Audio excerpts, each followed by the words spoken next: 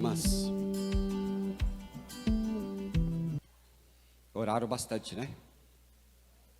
Oraram bastante, louvaram bastante. Já fez sua parte, né?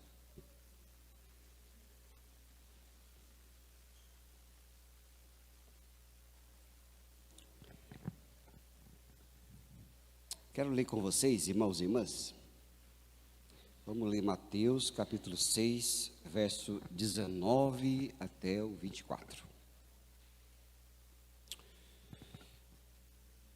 Vamos colocar mais um tijolinho na construção do nosso conhecimento da palavra de Deus acerca da nossa vida na terra, nossa vida com os bens, com o dinheiro, para que nós possamos ser libertos, né? Amém? Então diz assim a Bíblia, olha: não acumuleis para vós tesouros sobre a terra, onde a traça e a ferrugem corroem, e onde ladrões escavam e roubam.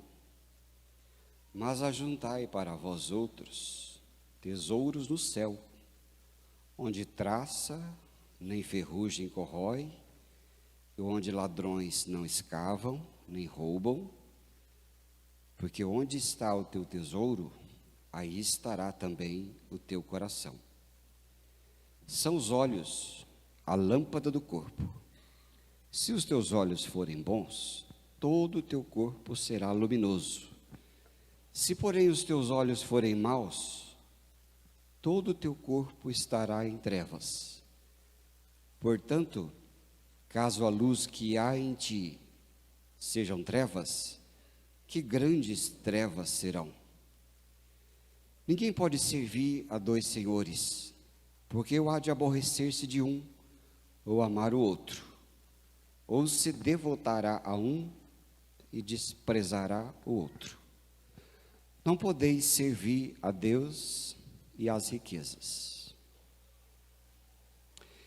Esse versículo da Bíblia, ele faz parte do Sermão do Monte, que é lá Mateus capítulo 5, 6 e 7.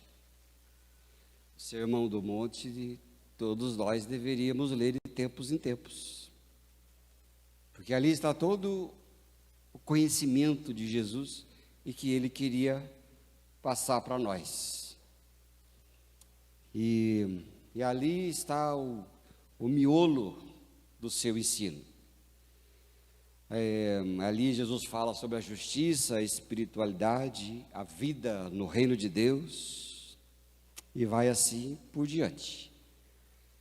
Com isso também Jesus está mostrando que o nosso coração, ele tende a se apegar ao que valoriza e aquilo que nós vemos. E o dinheiro, com seu poder, influência, ele é um dos maiores concorrentes à soberania de Deus no coração das pessoas. Aqui, quando Jesus falou que ninguém pode servir a dois senhores, ele está usando a linguagem da época, onde era comum que escravos servissem a um único senhor. Ali tinha bastante escravo, né? Era a cultura corrente, onde os escravos faziam parte dos mais ricos, e os escravos não podiam servir a dois senhores, mas tinha que ser um só. E Jesus então mostra que tentar agradar aos dois senhores com vontades diferentes é impossível. E no caso aqui, ele comparou Deus e as riquezas, e a sua direção bem oposta, é Deus e riqueza. E o termo grego aqui para riqueza é aquela palavrinha que nós já ouvimos muito tempo, né, na vida da igreja, que é mamon. O mamon, que pode significar o Deus das coisas materiais, o Deus do dinheiro, ou até Jesus deu uma personificação às riquezas com Mamon, que era um Deus, né? Um Deus da época. E ele falou, então, você serve ao Mamon ou a mim? Não tem como servir a dois. É só um.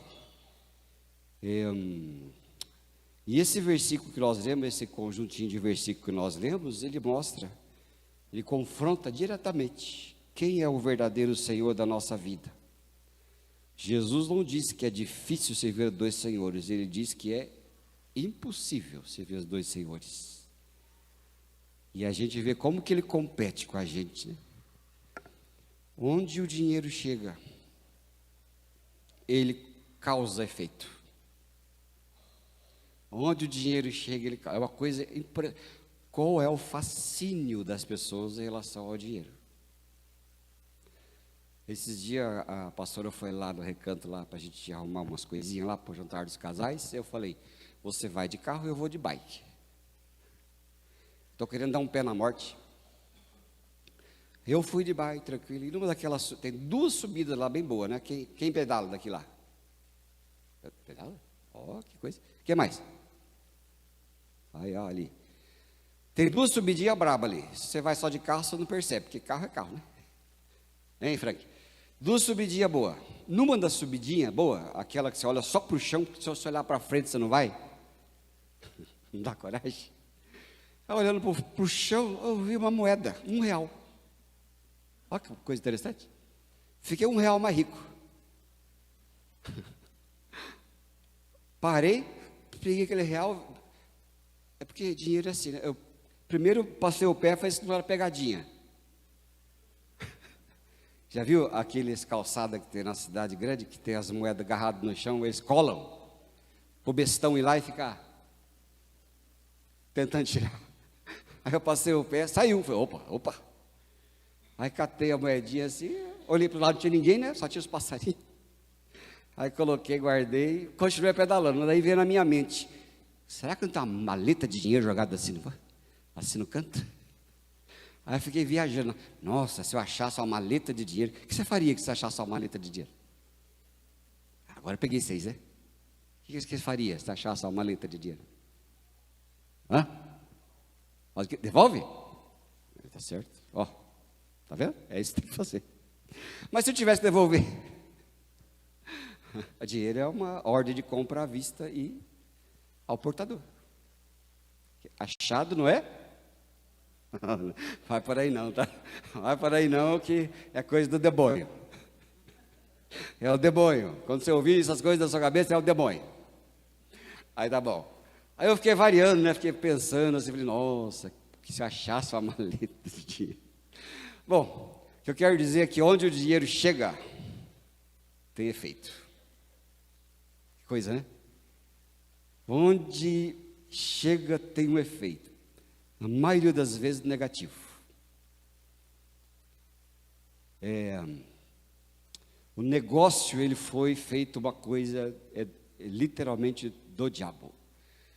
Se você parar para estudar a origem do dinheiro, Jesus já falou.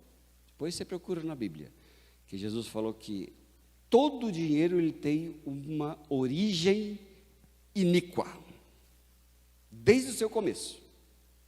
A origem do dinheiro ele é iníqua. Não pareceu como coisa boa. Mas isso aí é outro papo.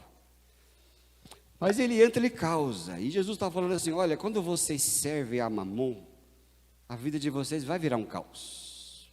Porque você vai ficar correndo atrás dele o tempo inteiro. E é o tempo todo. Você vai correr atrás, a gente vai ser fascinado por ele. Quem tem quer mais, quem não tem quer ganhar. O povo esconde. É uma coisa que ela é diabólica. Bom, às vezes, quando o desejo por ser, né, por status, conforto ou segurança financeira, ela supera o nosso compromisso com Deus, Mamon é o nosso Senhor. Quando as decisões importantes são guiadas pelo lucro e não pelos valores do reino de Deus, é Mamon na frente. Quando o trabalho, o consumismo, a busca por estabilidade tomam lugar da dependência de Deus, Mamon está na frente. É sempre o outro senhor. É o outro senhor. E aí, para você e eu, a gente pensar, você se sente mais seguro quando tem dinheiro no banco ou quando está em oração? Tem que pensar. Você se sente mais seguro quando você tem lá uma verba que você pode sacar um dia ou quando você está em oração? Se é o primeiro, Mamon é o nosso Senhor. Se é o segundo, é Deus que é o nosso Senhor. E eu vou dizer a coisa a você, e eu quero aprender isso todo dia, porque a origem da avareza, ela tem muitos, diferentes, né? Aquela pessoa que é muito pobre quando era criança, ela sempre vai ter medo de ficar sem dinheiro. Passou muita necessidade.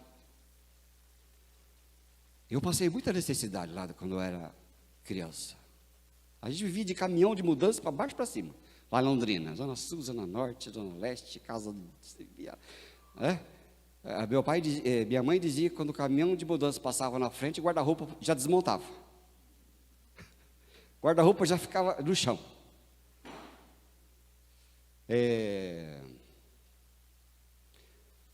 A minha tia, ela tem, já falei para vocês, 100 anos, né? Mas ela guarda, ela gosta de, quando recebe lá do INSS, ela tem que dar o dinheirinho na mão dela, porque ela gosta de pegar e ela amarra umas roupinhas lá. Umas roupinhas para não falar outra coisa. Ela amarra outra coisa. Aí ela amarra.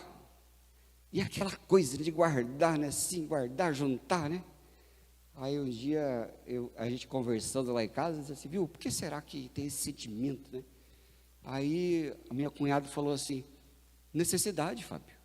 Passou muita necessidade na vida, e aquele tempo atrás, 100 anos atrás, ou 80 anos atrás, é difícil, mais difícil a vida do que hoje, é ou não é? É mais difícil. Muita necessidade, isso marca as pessoas. E aí a gente cresce, né, com aquela insegurança. A gente tem que ter coisas. Segura. Já por isso que os ricos, muitas vezes, ele não, apesar que é rico, mas já cresce, já desapegado, porque não tem necessidade. E vai que é o que nossa, né? Aquela coisa que a gente fala. Rico quebrado, para nós seria lucro, né? Vai, a coisa vai, e eles arriscam, falham, arriscam de novo, e falham de novo, até dar certo. Mas não tem medo. Mas quando a gente ora, a nossa segurança deve estar nele. Porque quando ele é a nossa segurança, irmãos e irmãs, vou dizer uma coisa a você, a gente é tão liberto, não é verdade? É tão liberto, porque ele é o nosso sustento.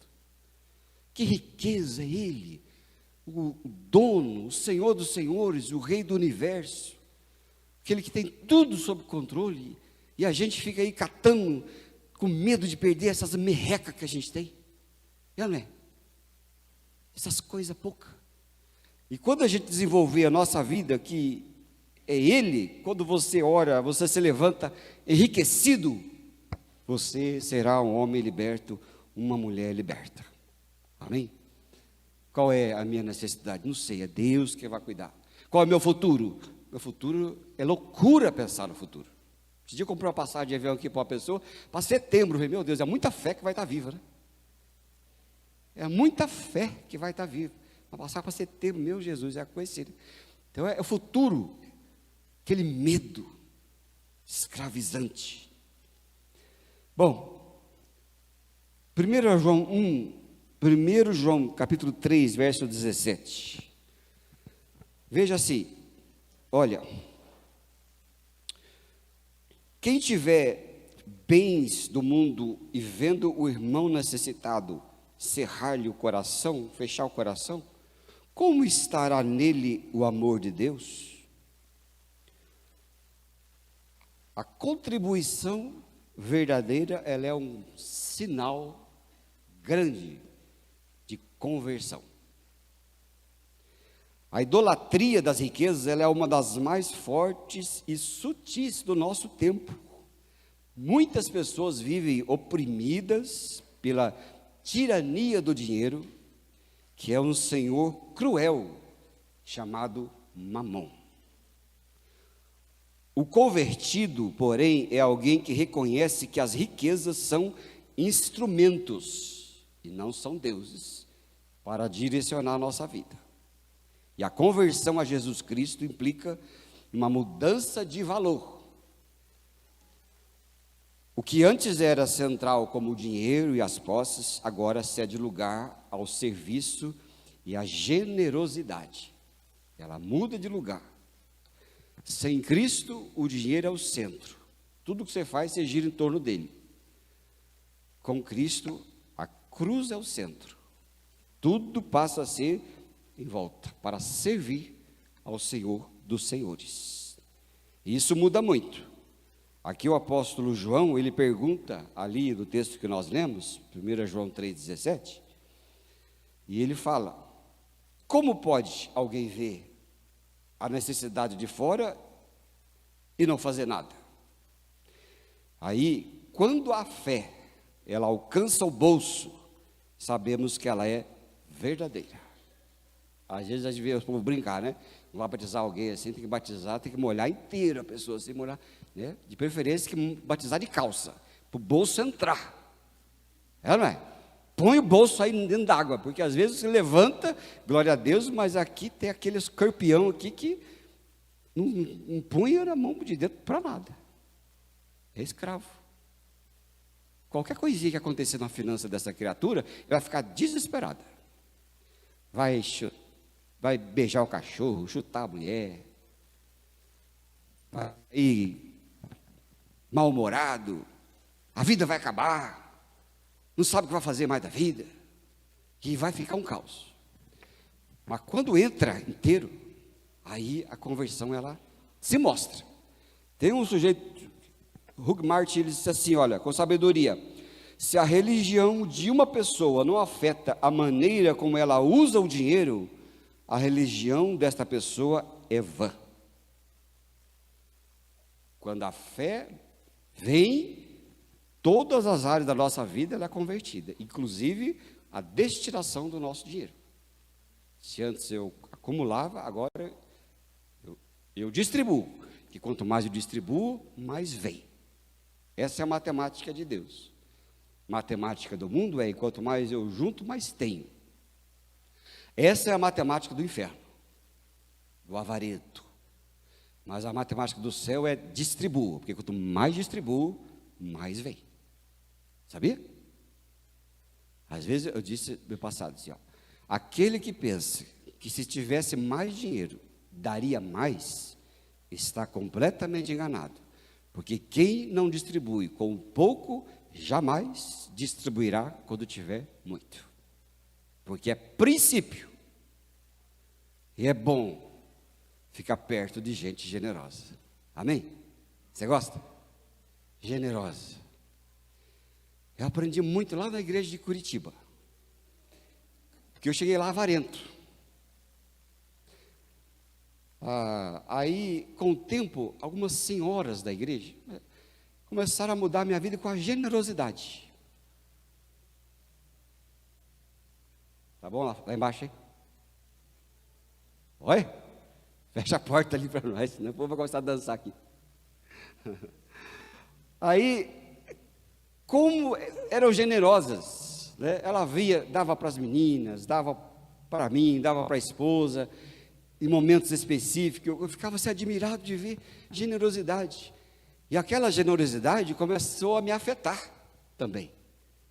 E eu comecei a querer fazer o mesmo que elas faziam comigo. Aí eu experimentei ao longo do tempo aquele verso que diz, está aqui mais para frente, a gente fica adiantando as coisas, né?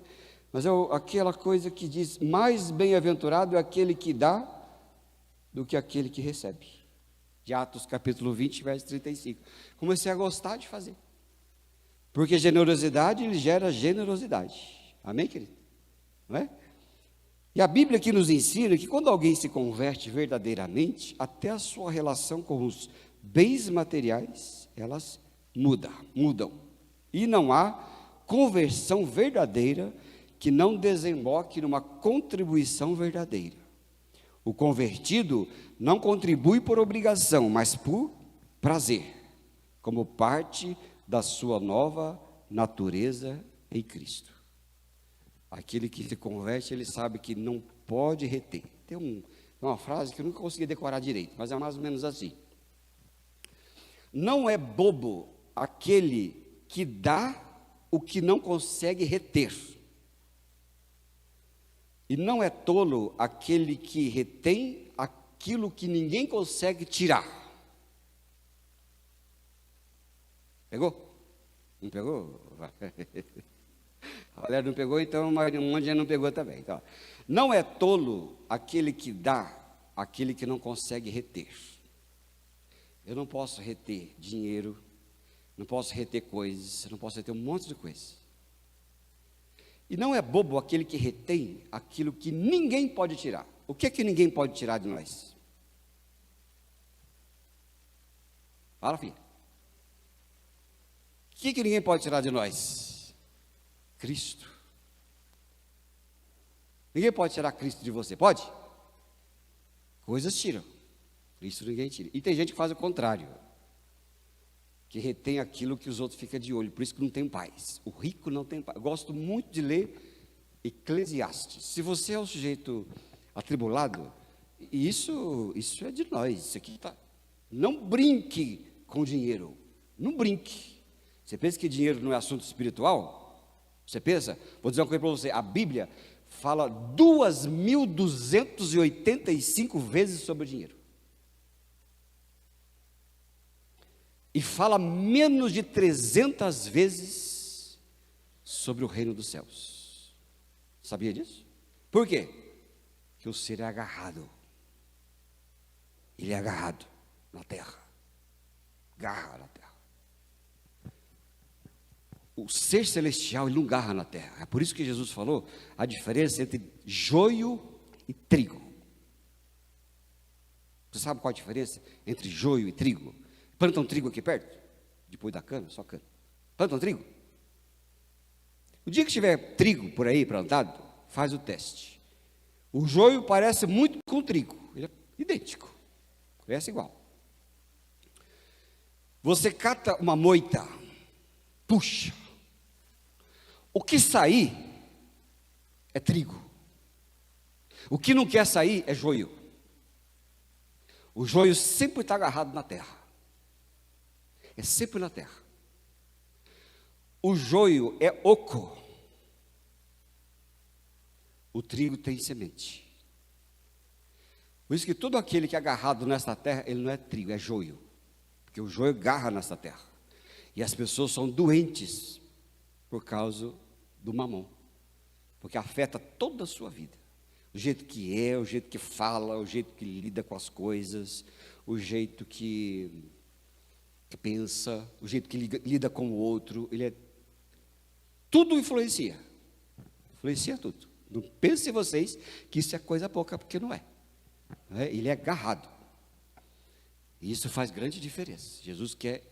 Deus, quando nos converte, Ele converte a nossa vida em relação a esta terra, porque Ele quer sempre olhar para cima. Aqui, vamos ler 2 Coríntios capítulo 8, verso 1 a 3. Veja que a contribuição é um sinal de conversão. Agora, outra coisa, 2 Coríntios capítulo 8, versículo 1, eu passei os versos para vocês, eu queria lá na liturgia, não sei se vocês perceberam aí, estou vendo que vocês estão acendendo. Agora acendeu ali, vamos lá. 2 Coríntios 8, verso 1 a 3, presta atenção. Também, irmãos, vos fazemos conhecer a graça de Deus concedida às igrejas da Macedônia, porque no meio de muita prova de tribulação, manifestaram abundância de alegria, e a profunda pobreza deles superabundou em grande riqueza da sua generosidade.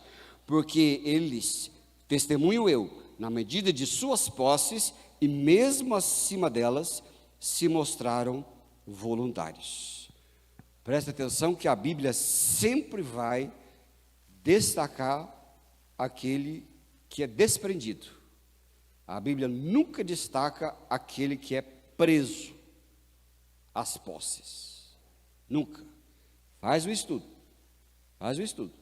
nunca é preso às posses, mas a Bíblia destaca aquele que não se prende. Ele fala, Jesus falou da viúva pobre, que foi lá, depositou uma moedinha, mas era tudo o que tinha. E apóstolo Paulo, em vários dos seus lugares, ele fala acerca daqueles que contribuíram além das suas posses. Às vezes aqui o verso que nós lemos fala assim, apesar da sua grande pobreza. Então, aqui a Bíblia fala o seguinte, primeiro, é a alegria da doação. E ele fala aqui no texto que nós lemos, ele fala dos crentes da Macedônia, que meio a muita prova de tribulação, não deram do que estava sobrando. Veja, quem não contribui daquilo que tem, achando que se tivesse daria mais, está enganado. E sabe de uma coisa? Vou dizer para vocês. Eu tenho 27 anos de pastor. Nunca recebi oferta de gente rica. Mas eu tinha grande tendência, como diz a minha avó, a ficar lambendo gente rica. Sabe lambendo? Ficar lambendo aquela pessoa, ficar lambendo aquela. Mas a minha tendência sempre foi, até que Deus me ensinou. Mesmo porque, todas as vezes que um dia eu necessitei, não foram os ricos que me acudiram. Por incrível que eu pareça, foram sempre os pobres. Não é legal ser pobre? Fala amém, gente. Mais ou menos. Diz que dinheiro não traz felicidade. Aí tem um amigo meu lá de Guarapava que fala assim, pastor, dinheiro não traz felicidade, né? Mas fica meio assim, né? Mas tá bom. Mas a questão é o seguinte, já que você não é rico, que seja feliz, pobre. Amém? Gente, vocês estão em dificuldade de falar bem para a pobreza, hein? Tudo bem, fica tranquilo. Você não vai ficar mais pobre, não. Fica tranquilo. Vai de boa, compartilhe, né? Participe. Mas olha só, ela fala, a tribulação, aí que eu falei, né? Sempre fui acudido por pobre. Até que chegou um dia que hoje para mim tanto faz. Se é rico, se é pobre, se é A, B, C, tanto faz. Eu vou, fico feliz da companhia do mesmo jeito. É uma bênção, né? A gente vai pescar lá no meio do... Qual rio que é lá que nós pega cascudo? É o Cinza, né? A gente vai lá com o Valdeci, combinamos de ir lá tarrafiado cascudo, né? Ele está com medo de levar eu, porque vai que o pastor morre, né? Melhor sair e caçar o cascudo, e daí eu já come. Mas nós é feliz. Nós é feliz, olha que benção. Nós é feliz. Então, tribulação. Mas olha... Eles manifestaram a alegria abundante. E diz assim a Bíblia, a profunda pobreza deles. Gente, isso é muito rico. Acende aí, meu irmão. Acende lá o 2 Coríntios 8, de 1 a 3. A profunda pobreza deles superabundou em grande riqueza. Você percebe isso? Vê se consegue colocar 2 Coríntios 8, 2. Que fala que a profunda pobreza deles superabundou em grande riqueza e generosidade. Olha que coisa boa. Então, veja que ele falou que eles doaram com alegria. Então, dar com alegria é sinal de maturidade espiritual. É por isso que o apóstolo Paulo fala, lá em 2 Coríntios 9, 7. Ele acendeu, vamos valorizar o trabalho dele? Vamos valorizar, né? Olha lá, no meio de muita prova de tribulação, manifestaram abundância de alegria. Vamos ler junto? E a profunda pobreza deles transbordou em grande riqueza e generosidade. Este é o conceito do céu. Será que a gente pode entender isso, irmão? Esse é o conceito. E ali, segundo os Coríntios 9, 7, Deus ama o que dá com alegria. E a alegria é a música da fé verdadeira. Quando o coração canta, a mão abre-se com liberalidade. Quem dá com tristeza ainda não compreendeu a graça. E ali no texto que nós lemos, que o Paulo falou, é também a voluntariedade e espontaneidade. Porque nada que é forçado agrada a Deus. Nós contribuímos porque queremos, não porque somos coagidos. É decisão de um espírito livre.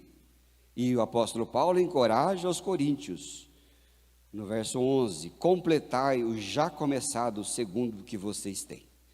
Então, a prontidão de dar nasce da liberdade da graça de Deus. É graça, irmão, superabundante graça em nossas vidas. Viver feliz e abençoado, porque a graça de Deus sempre irá nos sustentar. Amém? Sabia? Quando você é alegre com Deus, com a sua fonte, que grande fonte, Deus, a nossa fonte. Que grande canal, Cristo Jesus. É o que Moody escreveu quando comentou o texto de Filipenses 4,19, que fala assim para nós. Esqueci, como é que fala? Deixa eu ver aqui. Filipenses 4,19. Ele fala assim para nós.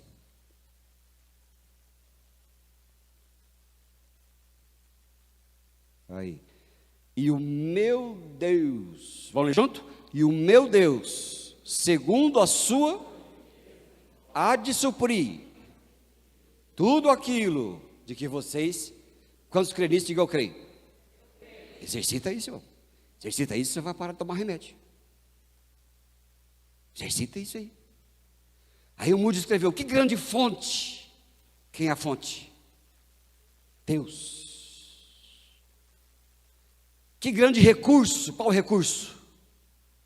Sua riqueza. Sua riqueza. E que grande canal. Qual que é o canal? Cristo Jesus. Olha, coisa boa, né? Coisa boa que a gente vê que Jesus faz com a gente. E essa generosidade.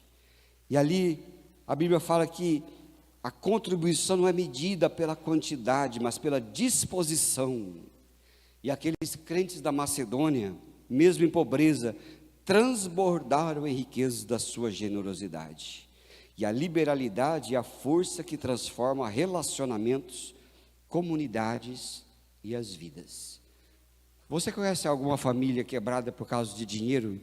Por causa que o assunto é dinheiro também? Quantos conhecem alguém? Alguma família assim? Não conhece ninguém? Conheço um monte de família quebrada. Por quê? Divisão de dinheiro. Todo mundo se digladiando. Se digladiando. Por causa do dinheiro. Rolos, né? Infinitos. É por isso que o generoso não tem confusão na vida dele. Não tem. Generoso é bom de viver, e é bom até de ver morrer. Você viu? Passa no velório cheio de gente. Passa no velório assim, daquele monte de carro, gente transbordando pelas portas, os mosquitos fazendo a festa da gente, né? Que é a mosquiteira, aquele mundial de gente. Quem está lá? Quem está lá? Ei, o japonês, qual é o seu nome mesmo aí? Marco, acertei, estou chegando lá, irmão. Estou chegando lá no nome do povo. Quem está lá, Marco? Um generoso. Alguém que distribuiu, que deu, generoso. Nunca faltou nada na vida daquela criatura. O povo amava aquele sujeito, olha lá, generoso. Agora passa num velório que tem medo de gato pingado. Que o cara manda fechar na madrugada ainda para passar logo a madrugada, de manhã vai lá e já enterra de uma vez. Quem é que está lá? Mão de vaca. Mão de vaca. Munheca de samambaia. Muquirana. O que mais? Mão fechada, o que mais? Jaguara. Murrinha. O que você falou? Pão duro. Não tem ninguém lá, porque ninguém gosta da criatura. Criatura nunca deu nada para ninguém. Mas o avarento desse tipo de gente é o sujeito mais generoso que existe quando morre. Que deixa tudo para os outros gastar em um ano. O povo morre. Mas esse não tem amigos. Esse não tem ninguém. Bom, aqui a última coisa, a consciência da mordomia. Vamos ler 1 Crônicas, capítulo 29, versículo 14. Olha, diz assim a Bíblia. 1 Crônica 29, 14. Não sai? Tudo vem de ti, e somente devolvemos o que vem das tuas mãos. É ou não é? O cristão convertido entende que tudo que possui vem de Deus. Ele não é dono, ele é administrador, não é dono. Olha lá. Porque tudo vem de ti, e nós só damos o que vem das tuas mãos. Você e eu não temos nada aqui, querido. Sabia disso? É por isso que existe 3 coisas que eu acho interessante que existe para incomodar a gente: ladrão, traça e ferrugem. E maresia, vou colocar 4. Maresia. Existe para que você não se apegue a coisa nenhuma. Ladrão rouba o que você tem. Eu lembro quando eu cheguei em Curitiba, primeiro mês eu fui assaltado. É uma beleza, foi recebido assim, é que nem a filha do pastor Armando, que já recebeu boas-vindas com o celular roubado dentro do ônibus. Eu falei, fica esperto, pessoal, não pode ser assim lá não, né? Mas eu cheguei para deixar, acho que uma das meninas numa casa, para eu e a esposa ir num jantar desse negócio de namorado, né? Jantar dos namorados, tá bom, estava ou não estava? Quem foi? Erga a mão. Tá bom? Podia ter marmita, né, para levar para casa. Cheguei para deixar as meninas, de repente cheguei, quando eu parei o carro, já veio um cara de bicicleta parando em nossa direção. A pastora, como é paulista, já foi assaltada 3 vezes, ela olhou aquilo e bateu. Eu falei, foi-se. E aquela semana a igreja lá central tinha dado, a gente tinha acabado de chegar, tinha nos dado 2 iPhones, um para mim e um para ela. Lembro até hoje, era lançamento, 10 anos atrás, iPhone 5S, eu conheci. Gente, nunca tinha tido um iPhone. Assim, aquela coisa bonita, né? Aí o cara chegou e falou assim, passa o telefone. Eu, como nunca tinha sido assaltado, olhei para o assaltante e falei assim, não, hoje eu não posso, passa amanhã. Eu não estou podendo hoje não, viu? Amanhã nós colabora. O cara nem entendeu o que eu falei, acho que ficou até confuso, né? Falei, de onde apareceu essa criatura com essas coisas? Aí ele falou, dá o celular. Eu falei, não, viu? Leva um só, deixa um. Leva um só. Ele, não, dá os 2, dá os 2. Aí a esposa pegou os 2, já passou para ele. Falei, mulher, por que deu os 2? Aí ele falou, passa a carteira. Não, viu? Pega só o dinheiro que está na carteira, não dá carteira não. É muito difícil de achar os documentos, de tirar outro. Dá a carteira, rapaz. Não, só os documentos, só os dinheiro. Aí a esposa falou para o ladrão assim, ô ladrão, dá aqui sua arma que eu vou assaltar ele para o senhor, senão ele vai levar um tiro. Eu não sabia nem ser assaltado na época. E depois eu fui descobrir na Bíblia que a Bíblia fala para uma coisa para você não resistir. Ele fala resistir ao diabo, resistir às tentações, mas uma coisa ele fala que eu e você não podemos resistir. Não, mas já sortaram as crianças? É possível. Olha que beleza, que horas são? Mas não é 8h30, gente. É possível. Tá bom, fica quietinha com os pais, criança, que eu nunca acabei aí no serviço. Tá bom. O que não pode resistir? Não resistais ao homem mau. Isso a Bíblia fala para não resistir. Tá bom? Depois você procura ali, na chave bíblica ali, Mateus. Não resistais ao homem mau. Então, quando vierem te assaltar, não vai fazer que nem eu. Vai morrer por causa do celular. Não é verdade? Então não resista ao homem mau. E aí, aconteceu isso. Traça, o que traça come? Papel, dinheiro, come tudo. Ferrugem, come o ferro, carro, come tudo que você tem, portão. E a maresia, que mora lá por aquele lado do sul, lá sabe que maresia vem e não sobra nada, né? É comprar dobrado. A Bíblia diz assim, e vou dizer uma coisa a você, nós somos mordomos. Nada que você tem, que eu tenho, é nosso, é de Deus. Sabia? Pega aqui essa terra de Bandeirantes. Quantos donos já passaram pela terra que você pisa em cima? Quantos donos passaram naquela terra que você tem a sua casa? E quantos donos terão? Aí você fala, isso é meu, isso não é teu. Tudo aqui é comodato. É tudo passageiro. É tudo de Deus. E a gente tem que saber que nós somos mordomos das coisas de Deus. Alguém escreveu assim: mordomia não é deixar uma gorjeta sobre a mesa de Deus, é a confissão de uma dívida impagável contraída no Calvário. Contribuir não é levantar fundos, é Deus nos levantando da nossa avareza. Contribuir é aquilo que eu disse a outra vez. Uma vez chegou uma irmã e falou assim: pastor, era um culto, tinha pouca gente, e aquele culto de pouca gente, você faz uma palavra, o povo está sentado, depois da palavra você ora e as pessoas vão embora, e a gente nem tira a oferta, como se tivesse bastante gente. Chegou uma irmã e falou assim: pastor, onde é que eu ponho a oferta? Quero ofertar. Eu falei assim para ela: olha, ignorância de pastor. Não, irmã, não precisa. Ela olhou para mim e falou assim: precisa? Eu preciso, pastor. Eu sei que vocês não precisam, Deus não precisa, eu preciso. Porque quando eu faço isso, Deus me trata a avareza. Eu olhei aqui e fiquei, ó, Jesus amado, converte o pastor. Converte o pobre do pastor.